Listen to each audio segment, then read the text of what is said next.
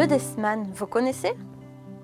Le desman, cousin de la taupe et souvent confondu à tort avec la musaraigne, c'est pourtant un petit mammifère tout à fait insolite. Sa véritable trompe lui vaut également le nom de rat-trompette. Il vit dans les rivières et lacs de montagne. Mais étonnamment, c'est principalement chez nous, dans les Pyrénées, qu'il a décidé de s'installer. Xavier Sahut, dessinateur de la BD Desman Charlie, a accepté de nous en apprendre un peu plus. Ce qui m'a vraiment attiré dans le desman, c'est la méconnaissance de ce petit animal. Donc il a fallu que j'aille me renseigner, j'aille sur Internet, j'aille voir le Parc national des Pyrénées et j'ai découvert vraiment une petite bestiole qui est vraiment sympathique et qui ressemblait à personne d'autre. Alors moi, dès qu'il y a quelque chose un petit peu secret, automatiquement, ça me fait tilt et j'ai envie de découvrir beaucoup plus. Comme il fait partie de la famille des talpidés, il est presque aveugle, donc excessivement fuyant. Dès qu'on s'approche, le moindre bruit, il plonge et il s'en va. Alors c'est le côté vraiment très peureux qui m'a vraiment beaucoup intéressé et qui me permettait de le caractériser en tant que dessinateur de bande dessinée et pour le mettre dans la BD. Le fait aussi qu'il ait une trompe comme une trompe d'éléphant avec des clapets qui se ferment quand il plonge, tout ça c'est vraiment tout à fait nouveau.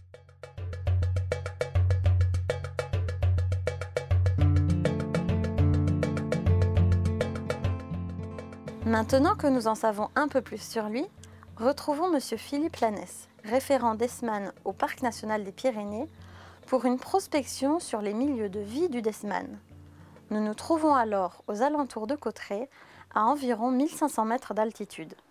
C'est un animal d'une trentaine de centimètres, dont 15 cm pour la queue, 50 grammes au maximum. Notre petit animal étant territorial, balise son territoire en déposant ses crottes tout au long de ce territoire. Et sa présence est surtout liée à la présence des insectes aquatiques dont il se nourrit. Il a un spectre alimentaire très étroit. Au niveau de la trompe, il a un certain nombre d'organes, entre autres des vibrisses très longues qui lui permettent de se déplacer et de trouver sa nourriture. Très peu de gens ont travaillé dessus par le fait même qu'il est nocturne et il est petit, discret. Il faut savoir que cet animal a été décrit pour la première fois en 1811, donc c'est quelque chose d'assez incroyable. L'espèce a été décrite, certes, mais son habitat, son mode de vie, tout reste à découvrir.